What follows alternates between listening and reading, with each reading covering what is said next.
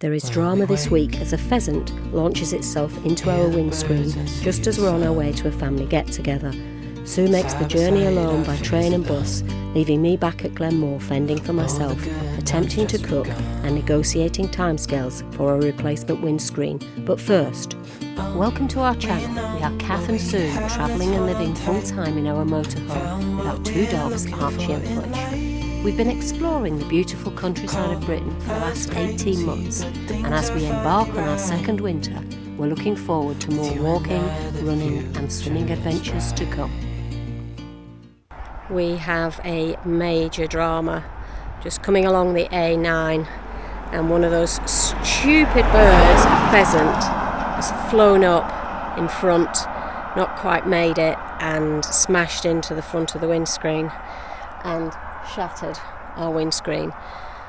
I'll tell you the whole story later, but for now we're kind of stuck in a lay-by and trying to resolve this when en route to meet up with family is proving quite difficult. But I'll share a bit more later. What's going on? Well, obviously we've had a little bit of an incident. A little bit of an incident. Earlier on today, when one of those stupid pheasants decided to fly into our windscreen. Oh, I know. And we are due to go to Crieff to meet up with all my family for the weekend. So you're staying in Aviemore and I'm heading off to Perth on a train, and my sister's going to pick me up from Perth to take me to Crieff. That is very good of your sister. How I'm going to get back, I don't know yet. And are you ever so slightly worried that me and the dogs might starve to death without you? No, I've just been to Tesco's to buy shopping for you, so there's loads in for you to eat. Oh, well, at least that's reassuring. I think Fudge is going to miss me though. I think she is. I think we're all going to miss you. So, what is the story? Well, where do I even start? So we had left Glenmore campsite and we were heading off and had just got onto the A9 when one of those very, very intelligent birds, a pheasant, decided to fly up in front of us and launch itself into our windscreen. Now, we were going at about 50 miles an hour at the time, and it absolutely hit us with a thud, and really I was quite shaken up by it, and the windscreen shattered immediately. So I pulled off the A9 as soon as I could. It's high up in the corner, so although there are cracks, as you can see, all the way down to the bottom of the screen, I could actually still see quite easily out of the window. So rather than just pull up on the A9, there's no hard shoulder. So I came off the A9 as quickly as I could, pulled up and sat in a lay-by.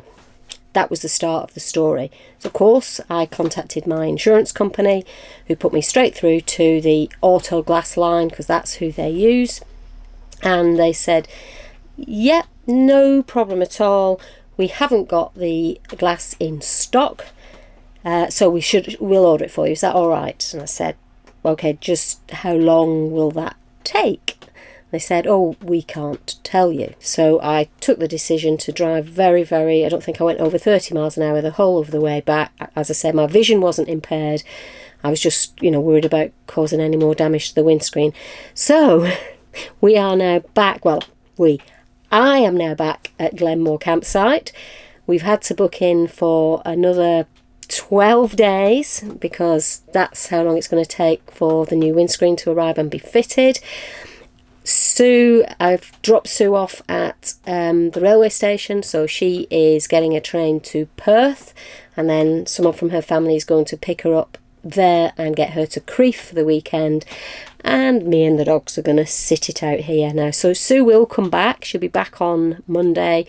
It's now Friday, so it's just a weekend by ourselves, and then a further goodness knows how many days, 8-9 days, until we can get a new windscreen and get back on the road again. Well, my first night home alone. Now, I used to be able to make a mean chilli. I haven't made it for years because Sue looks after me so well. But I'm home alone and I'm going to make some chilli because I know I can put it in a big pot and I can probably eat it for the next 3 or 4 days whilst I'm coping all by myself. Here goes.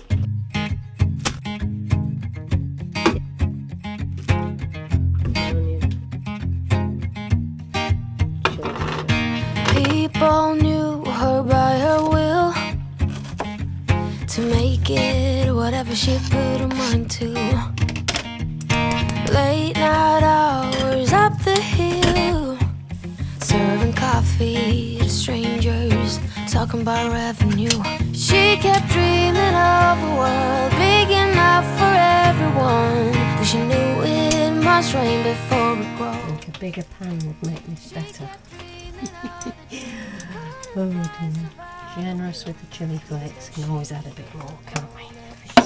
Put the cats away. The chilli gets hotter.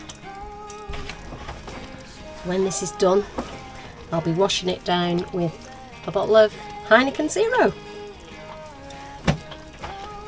This is the best one I've found. I've tried a few different ones now, but Heineken's my favourite.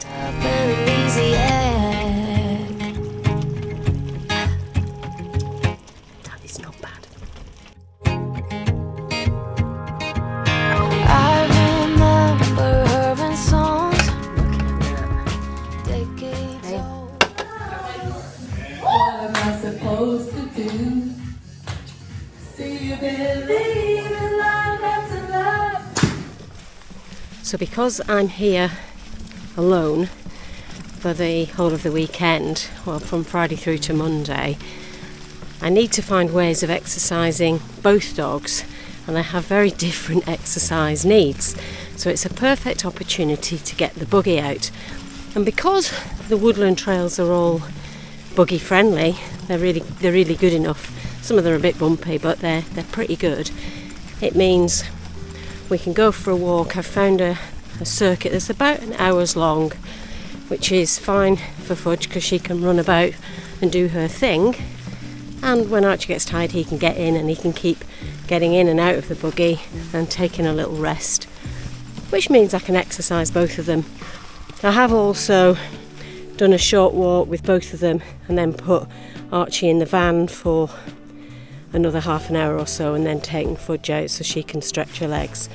The challenges of having one dog that's geriatric with arthritis and the other that's a 5-year-old with lots of legs in her yet, and being without Sue, who would normally be running with Fudge in the mornings. We're coping, and like I said, we're more than coping, as I think I've probably said already, there are worse places to get stranded. Time for an update on the Windscreen saga. Now, as you know, we booked back into Glenmore campsite, so that we're just going to hunker down here until the 14th. It's what date is it? It's the 5th of November today. So the plan was to hunker down until the 14th of November here when Autoglass turn up and fix the window. I had a bit of a nagging doubt that the right windscreen had been ordered, and that's because I couldn't understand how it had gone from the first person we spoke to saying it's not in stock and we can't tell you when it will be, to the second person saying it's not in stock but we'll have it in by the 6th and we can fit it on the 14th, and we'll come out from Inverness to the location where you are now. And I'd been asked lots and lots of questions, and one question that kept coming up is it a Fiat Ducato? And I kept saying it's a Fiat Ducato chassis, but it's a coach-built motorhome. So explain what that meant. So it just left me with this nagging doubt. So yesterday I decided to call them back just to say, I know it's probably fine and there'll be no problems, but could you just give me a bit of reassurance? And the lady that I spoke to was brilliant. She totally understood because I explained our predicament and that I didn't want the wrong windscreen to turn up on the 14th of November and us to be back to square one. So she said, I'm going to go through to our specials team and check it all out. And she came back to me a few minutes later to say, you were right to call us. You were right to be concerned. We've ordered the wrong windscreen. Yours is an A-class motorhome and it needs a different windscreen. You're like, no shit, Sherlock. Anyway, She said our specials team will sort it, but they don't generally work at the weekend, so it's likely to be Monday before they give you a call. So it was Saturday yesterday that I made the call. Anyway, within 10 minutes I got a phone call from a really, really nice chap, very, very helpful, specials team, asked me lots of questions, asked me to send pictures and lots of information about the motorhome, said he knew the Burstner Elegance Motorhome because he'd lived and worked in Germany for some time, and that they will order the windscreen, but it will be ordered from Belgium. And what he couldn't tell me is exactly how long that's going to take to get here. I'd explained that I'd run Camper UK and they'd given a lead-in time for a windscreen of 6 to 8 weeks, and he said, yes, but we get it from the same supplier that Burstner do, so in theory it should be a bit quicker, but I won't know until we've checked it all out on Monday. So that is the current position. I am stranded by myself currently because Sue's gone off for the family weekend.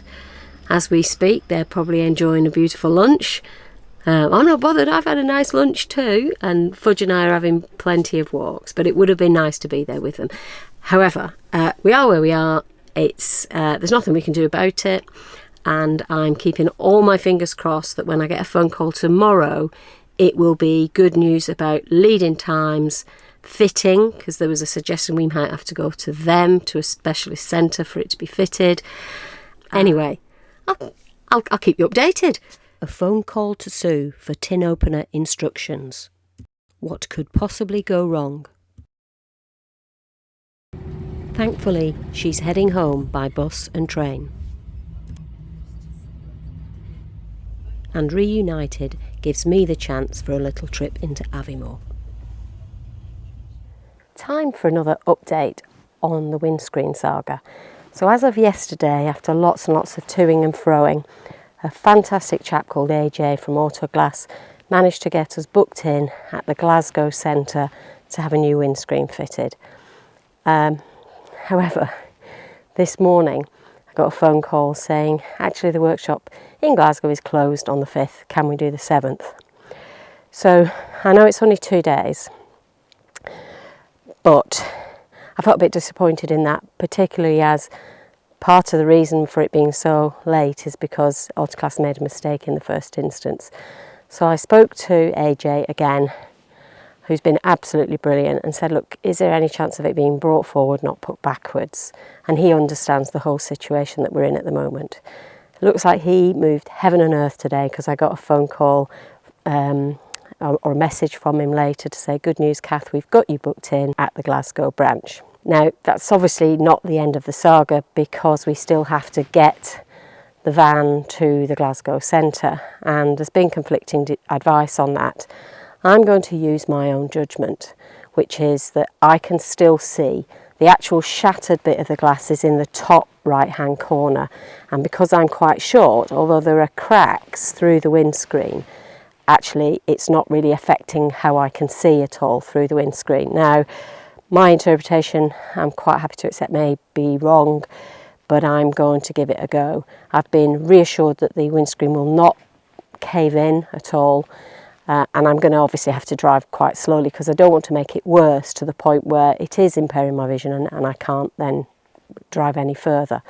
And then we're into a whole different game with the insurance company and recovery is likely not to be to Glasgow, etc, etc. I don't really know what that holds, but I've decided I'm going to use my judgment. I'm going to be very sensible in terms of driving slowly, not to try not to make it any worse, and because I can see quite clearly through the windscreen as things stand at the moment, I think I can legally drive at least unless it gets any worse. So I think that's where we're going to have to leave this week's video, or it just go on and on and on. You're just going to have to see where the next stage of this windscreen drama goes next, and hopefully you'll come back next week and see how we get on. Otherwise, I'll see you next time. Thank you for watching, and well, bye.